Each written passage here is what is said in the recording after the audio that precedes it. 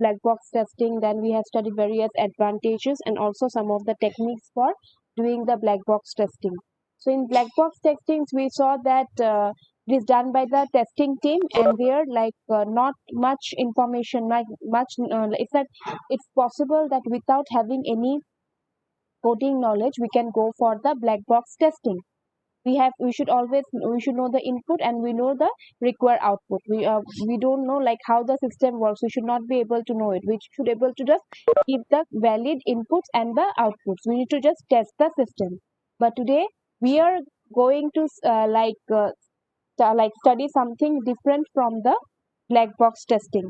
Okay, that is also known as the structural testing or white box testing. So yesterday we studied about the black box testing. So today we are going to study about the white box testing. So it will be a bit lengthy one than the black box. So let's just start. Okay, let me share the slide.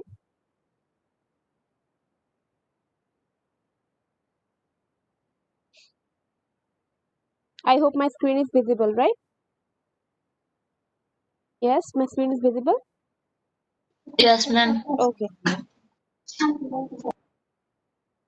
So this structural testing, as I mentioned, it's opposite to your black box testing. That means one of the you can think that black box testing, the black box, so it may be called also as the white box testing. Black box testing did not require the knowledge of code, but here it will check the code. So you ought to know the coding in this case. You should know what are the loops working or what is the implementation technique you are using. So when you need this kind of coding knowledge, so it is performed by this kind of testing is done by the developers because they have more knowledge about the codes. That is why the developers go for this kind of testing, so which is also known as the structural testing. Okay, in black box testing, no knowledge of code was required, but here in structural testing, it is very important to have the coding knowledge. So let's check each of the statements line by line. So it's first the line is written, structural testing is a type of testing carried out to test the structure of a code. So here you will test the codes. Okay, you need to check what are the codes the developers have implemented, the coders have executed. So you need to check the code here. Okay, all the statements, whether all the loops, everything, the logic needs to be checked. But in black box, we just check how the system works, right? Whether it is according to the system requirement or not. So next point is, it is also known as white box testing or glass box testing. So someone, if they mention you what is white box testing, instead of mentioning the structural testing word, so don't get confused. It's like similar to, it's the same thing as the structural testing because it is known as the white box or glass box testing. Next is, this type of testing requires knowledge of the code, so it is mostly done by the developers. So I just mentioned that it is very important that you have some coding knowledge, not some coding knowledge, because we will be testing the code here. So you should know the logic, how it is developed. So you are testing the code, whether it is working properly or not, or where are you going wrong. So for this, you need coding knowledge. No other people from other background can go for this. For this, CS people are required, right? So it provides more coverage. Since we are testing the coding, so it provides more coverage to the testing. So in this part, any confusion, this four statements? Or just the summary of this slide is this. You need coding knowledge and it is done by the developer. This type of testing is done by the developers, and you should have good coding knowledge because you are ultimately checking the code only. Okay. So it is complementary to functional testing. So using this technique, the test cases drafted according to the system requirements. Here you are creating the test cases here also according to the system requirements and can be first analyzed, then more test cases can be added. So according what you do, how you prepare the test cases here, whatever the requirements you got from the clients, based on that you prepare the test cases. Okay, what can be there in the code, what are the things. Suppose when we teachers give you a program, or a C, like when you write your Java program also, so you think in terms of, okay, what logic we need to develop, what kind of loop we need to, whether we should go for while loop or we should go for loop. So you keep on deciding these things, right? When they're just, the teacher have told you the program, you just need to implement it. Then same thing it is done. Later we keep on changing, we keep on adding or changing the logics, right? So it can be used on different levels, such as unit testing, component testing. So this type of testing, like this code testing, can be used on these different levels of testing, which is the functional testing, right? Now it helps in performing a thorough testing on software. So if your code is, see, ultimately if your code is not correct, you are unable to implement the software, your coding does not work, your software won't work.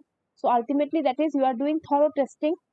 So, and this kind of testing, see, in a big software there are lots of codes are there. So manual testing is not good enough, right? If we go for like one by one, we are checking, okay, line by line, we are checking, is it okay or not? Okay, this line is working fine. So it will take like more than a month to complete a simple small project only. So for that purpose, what we go for, like what the companies do is they go for automatic testing. They develop some software, okay, to test whether their software or coding is working properly or not. Okay, so they cannot like look into, suppose if for C program also you have your compilers, right? You run the program, you compile the program to check there are errors or not. If you go on manually, like looking at one by one statement, okay, where it is wrong, so it's not possible to find out.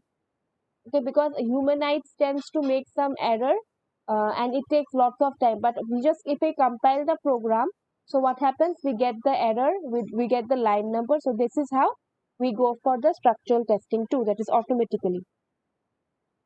Now few important terms related to the structural testing. First is the control flow graph. So it is nothing but a like graphical representation of the program, like we how we like draw the flow chart for it, right? Where we also, okay, show the statements, then the control flow, like the how we move from one statement to another statement. So basically you can think of that control flow. I'll show you one diagram. Then it's a like basic block or node. So basic node, I think you have studied data structure, you know what is a node, right? So you can see it, it's a sequence of statements where you have an important function to do, right? That control, you have like one, there will be one entry point and exit point. So that is, you can think of a block node, right? So in the data structure subject, when you studied, I hope you remembered with, when you draw that, when you have drawn the tree in the module 5. So you have gone through all this, right? Nodes you have used using a circle. Okay, and next is the edge. So edge is the basically the connecting point for two nodes, right? So let us see the example here. So here the nodes we have represented using a this one, using a rectangular box. So by this diagram you can see this N1, N2, N3, N4, N5 are the nodes, and this connecting, that is N1 is connecting to N2 via E1, right? This E1, E2, E3, E4, E5 are the, are what, are the edges. Now if you want to see the this system, you can see this rectangle here represents the if loop. Okay, so the suppose some branching condition is there, so this is the if loop is there. Okay, and the last important term is adequacy criteria. So this term refers to the coverage provided by the test suite. So what does this mean? Whether it covers all the statements, like whether it is checking all the nodes properly, or right, it will cover only few nodes, right, few edges. So these are the adequacy metrics. Now let us check some criteria, sorry, techniques for structural testing. So the structure, now we have studied the important terms so that we get to understand this kind of techniques only. So there are like we have covered like 5 1, but there are more maybe there or something. If you go for other resources, you will find less also. Maybe they cover only the branch statement coverage, branch coverage, and path coverage. But we are covering two more things. That is the condition coverage and the decision coverage. Okay, so these are the techniques for the structural testing. Okay, so structure the statement coverage means you will like test each of the statements present in the program one by one. Okay, that is known as the statement coverage. Okay, and branches. So obviously we know like branches will when we use the if loop. So there will be a branch like so we will need to like test all those branches whether it is working properly or not. Now let's check these things one by one. Okay, so first is the statement coverage. So it aims to test all the statements present in the program. So you know in a program like in a maybe whatever language you use, whether it is a C program or Java, all the lines you are writing, number one, number two, everything. So all these belongs are called as statements, right? So here in statement coverage, what you do, you test all the coverage, whether all the statements are working properly or not, or which statement is giving error. So here adequacy criteria should be 1, which 1 means that it ensures 100% coverage. Okay, so we are covering all the statements. So it should be equal to 1 to mean that it's going for that it's covering all the statements. So it is a good measure of testing each part in terms of statement, but it is not a good technique for testing the good control flow. So the control flow, you cannot say that taking the testing statement by going for testing statement by statement, it's a like it is checking the control also, that is we are knowing the path flow also. Just a second. Okay, I'll just show you one. Just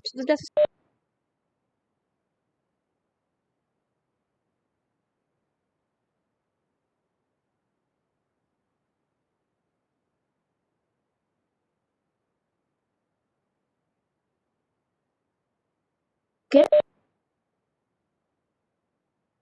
Okay, so here you can see this is a control flow graph.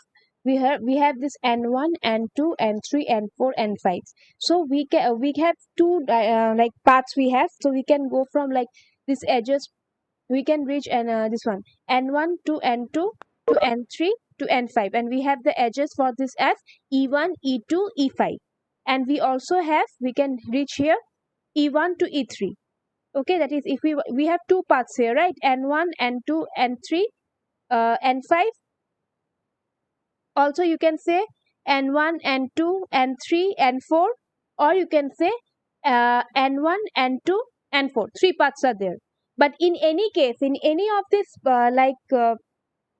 going through all these paths also, in any following any paths, I think you have studied DFS and BFS, so I think you are aware to how to calculate the paths, right? So here also if you go by any path, if you follow any statement, you see this edge e4 is not taken into count.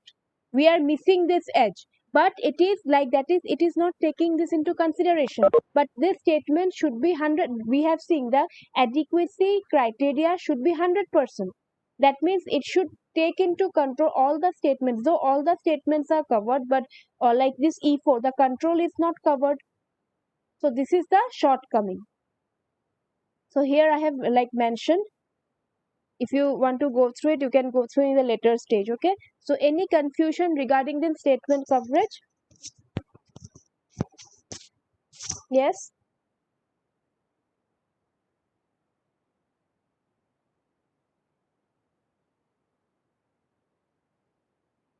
Though here it's covering like all the nodes, right, but it is not considering, say if you are going for this path, okay, suppose n1 n2 n3 n5, in this case n4 is left behind, right? Similarly, if we are going for this one n1 n2 n4, these two are left behind, so we are not taking into consideration.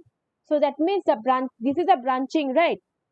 If it is true, if this n2 is true, then we can go for this n3. If it is false, we go for this n4. think of it, this is an if statement. So we cannot say if it was a simple like control flow, then it would not have been a problem. Okay, but since we are going for statement by statement, this is a problem. It's not covering all the statements. To like overcome this shortcoming of the statement coverage, we come with the next technique, which is known as the branch coverage.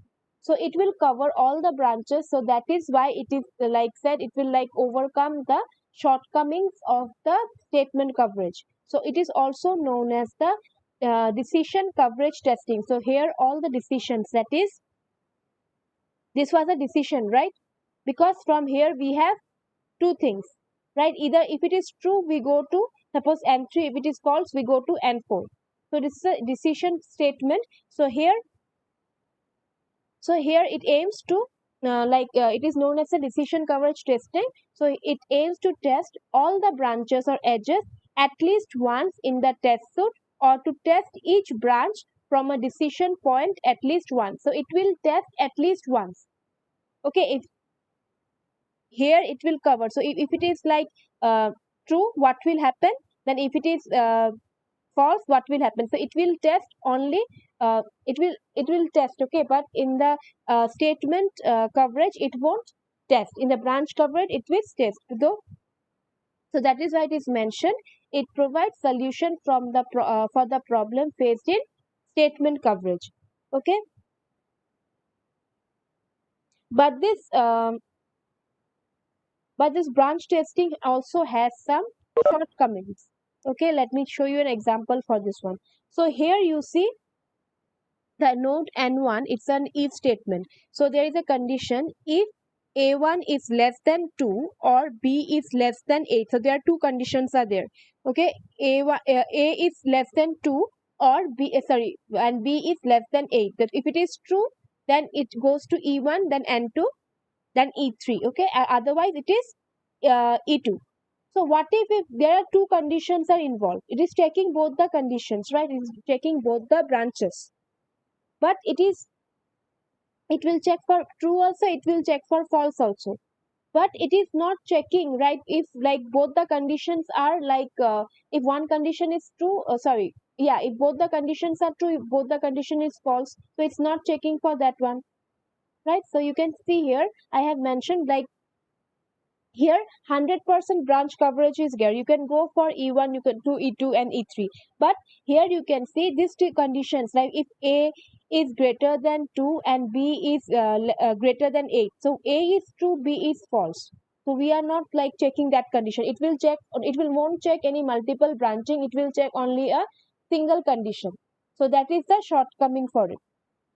Okay, this is the disadvantage. Next, we have the condition coverage. So in the condition coverage, it will test individual conditions with possible different combination of Boolean input for the expression. So whatever shortcomings it had in the like earlier one, branch coverage, here what happens, like in the branch coverage, what it did, it only went for checking either this condition or this condition. So both the conditions were not checked, but here it will check for both the condition. In the condition coverage, it will check both the conditions. It will once check for this one also, and then next it will check for the second condition. So no matter how many conditions are there, it will check for all the conditions. So that means the disadvantages are like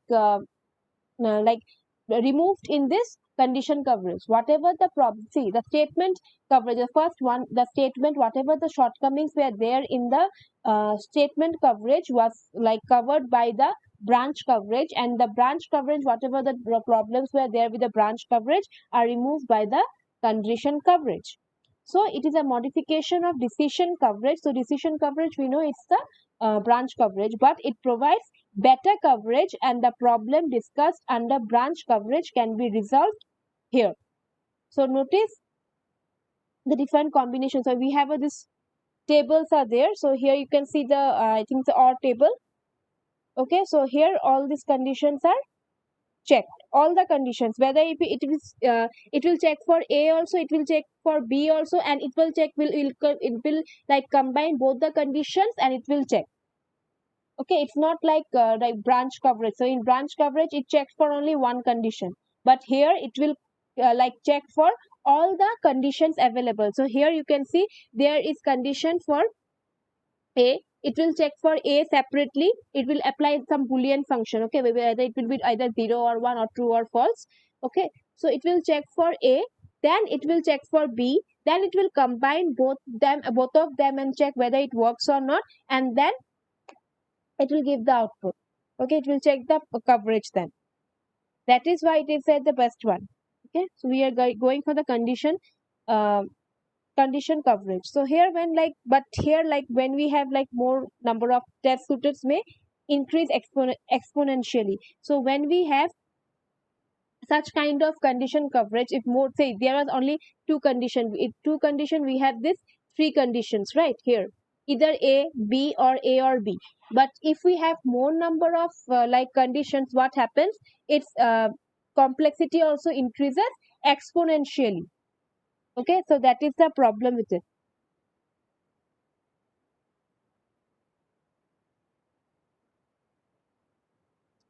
Next is the modified coverage or modified condition of the decision coverage. So just now we have seen about the condition coverage. Okay, so there was a disadvantage is that the number of test suits increases exponentially, right? So it is basically a modification of the condition coverage. So that is why it is also known as the modified condition. So its adequacy criteria can be defined as the n+1 test cases for n variables. So if there are n variables, suppose there are two variables, so you can say the criteria, adequacy criteria can be 2 plus 1 test cases. So how many test cases will be there? 2 plus 1 is the 3. Okay, so the test cases are derived such that each variable can be independently affect the final output. So here it is derived in such a manner that you can check each condition individually. So it provides coverage for different conditions without increasing the size of the test suit. So in the earlier case, what happened in the condition coverage is that though it checked for the all the conditions, but increase the size of the test suits. The number of test suits increases exponentially. It was mentioned, right? But here it can check for individually, and it will not also and it will not increase the size of the test cases. And the last one is the path coverage. So the path, it will also check the path from it. So it's aimed to test the different paths from entry to the exit of the program. So it will check what are the various paths are available. Okay, so it will check from the entry starting from to the exit of the program, which is a combination of different decisions taken. So you know what is a path, right? Let's go back. So these are the paths. So these are the paths. E1, E3 are the paths. Again, E2 is a path, or you can say, let's go back to the earlier examples, like E1, E2, E3, E5 is one path. Then E1, E3 is another path, and E1, E2, E4 is another path. So these things, these arrow marks, these edges represents the path. So basically it aimed to test the different paths from entry to the exit of the program, which is a combination of different decisions taken in the sequence. So it will check all the paths available. Okay, so we have seen in one of the control flow diagram, there was 3 paths. So it will check all the paths. The paths can be too many to be considered for testing.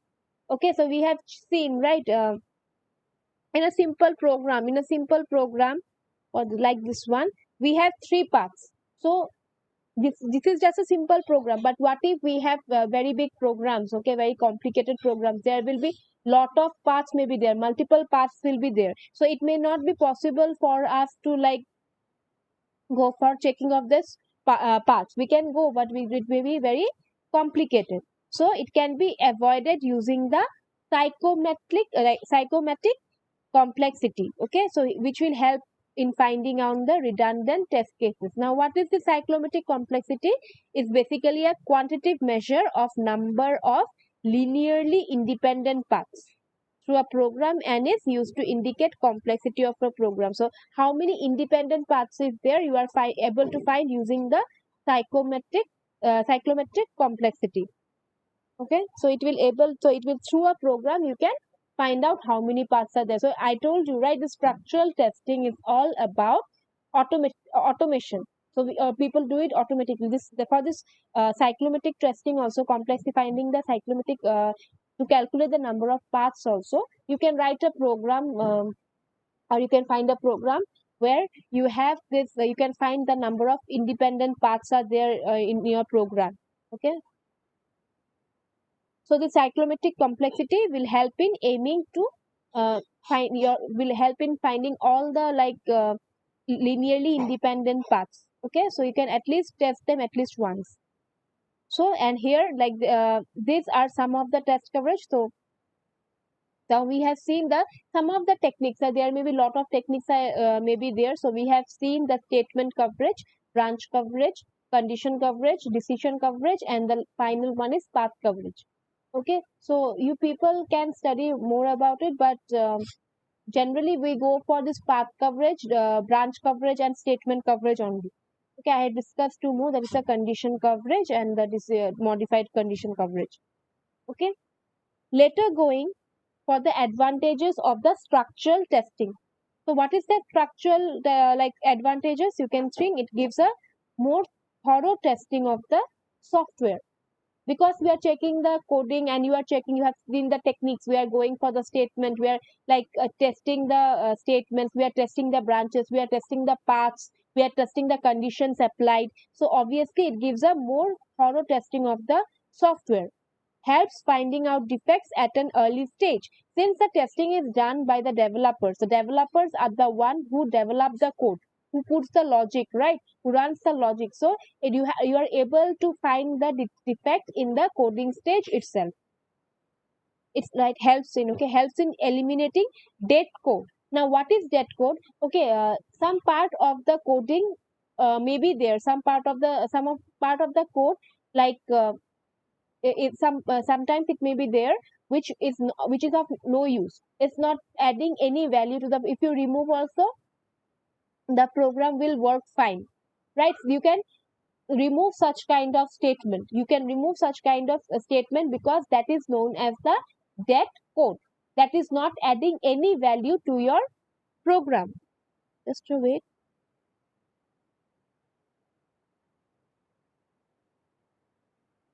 Okay, so that is not because it is working. It is just increasing the lines of code, but it is doing nothing. That is why that code is known as the dead code. So when you go for this testing, you can statement testing. When we go for the statement testing, so you find out what which statement is doing what. So we can if we find out that there is one statement which is doing nothing, just in present in the code, so we can directly remove it, those codes. Okay, not time consuming, that is as it is mostly automated. So this kind of testing is mostly automated only. Just I told you in the beginning of the class only, the structural testing is done automatically, right? We use automated tools for it, so that is why it is less time consuming. Okay, now let's check the disadvantages. So the main disadvantages is that people are not skilled enough uh, to check the code, because for checking the code, to understand the code, you must have code knowledge, like coding knowledge. But if you don't have any code knowledge, so you need some skilled people who have enough coding knowledge to check the logic of the coding. Otherwise, if you take someone who does not have much idea of the code, it won't be very beneficial, as they won't be able to detect the errors. Requires training in the tool used for testing. So these tools, whatever you are using, maybe it's Selenium. So lot of the tools you will be hard of it, right? This one is Selenium, right? And I think the names I forgot it. But the thing is that all this kind of testing is an automated one. So you have to go for training. So training is required. Without training, you cannot work on the code. You cannot go for. But since like in black box testing, it did not require any training, right? Because people used only the You used to need to check only the input and the output. They provided the input and need to check what was the output. But here you are like, since it is done automatically, you should have knowledge about the code, so you should have like some kind of training given to you. Okay, and training involves and being training, and since it is automated, it will be involving some amount of cost, so that is why it is expensive. So this kind of testing is expensive.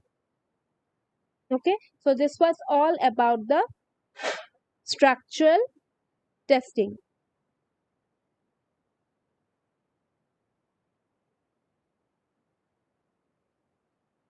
Yes, students, sleeping?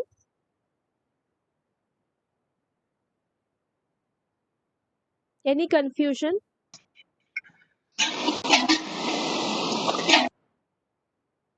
Yes, you can write in the chat also if any confusion.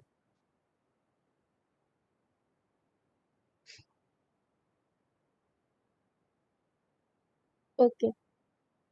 Okay, one more announcement I have to make. Just to wait. Let me make the announcement. So I have announced. I have announced in the I think the last week only that there will be a quiz for you people for module 1. Okay, so I didn't inform you the date. So it will be on 25th of this month. Okay, 25th, I think there is a Friday at 1 p.m. I have given the question to the cracking team. So if it is possible, if it's okay for them, then I'll be informing you. I'll get the information. But please start studying from now. If like now, like we will hope that exam is on Friday. So if there is exam, so I'll be, because these people inform us just before, like on the same day, so I won't be able to inform you before. So it's better you people are like aware from before. So it will be a revision test, and the questions will be such like it not be totally related to the slides. Okay, so this is just a practice test. So I have given you some gate questions and also some MCQ, so that based on your understanding, based on the topics, you can just apply it. Okay, though you don't have to mug up the things, just understanding, you need to understand, just go through the slide once. I hope you can answer it. Okay, all the models and everything, module 1. Okay, just wait, let me take the attendance.